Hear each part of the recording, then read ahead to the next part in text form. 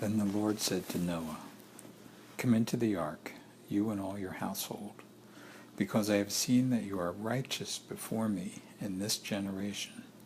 You shall take with you 7 each of every clean animal, a male and his female, 2 each of animals that are unclean, a male and his female, also 7 each of birds of the air, male and female, to keep the species alive on the face of the earth.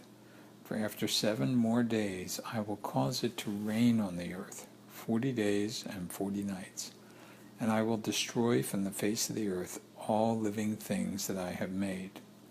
And Noah did according to all that the Lord commanded him. Noah was 600 years old when the flood waters were on the earth.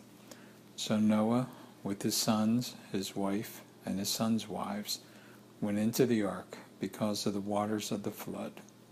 Of clean animals, of animals that are unclean, of birds, and of everything that creeps on the earth, 2 by 2 they went into the ark to Noah, male and female, as God had commanded Noah.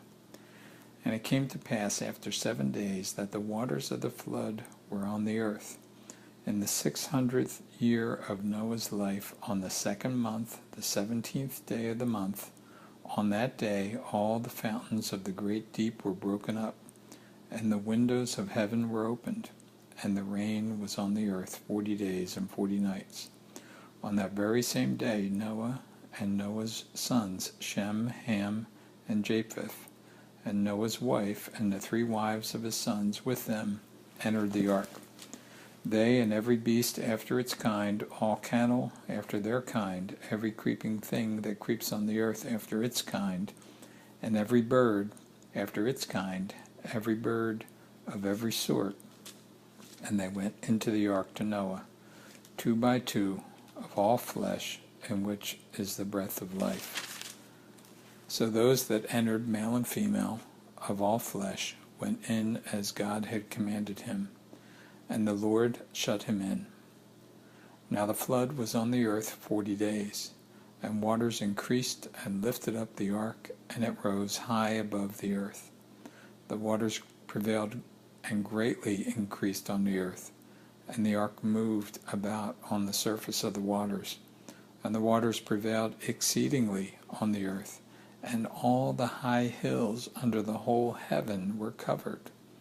The waters prevailed 15 cubits upward, and the mountains were covered, and all flesh died that moved on the earth, birds and cattle and beasts and every creeping thing that creeps on the earth, and every man. All in whose nostrils was the breath of the Spirit of life, all that was in the dry land, died. So he destroyed all living things which were on the face of the ground, both man and cattle, creeping thing and bird of the air. They were destroyed from the earth. Only Noah and those who were with him in the ark remained alive. And the waters prevailed on the earth 150 days.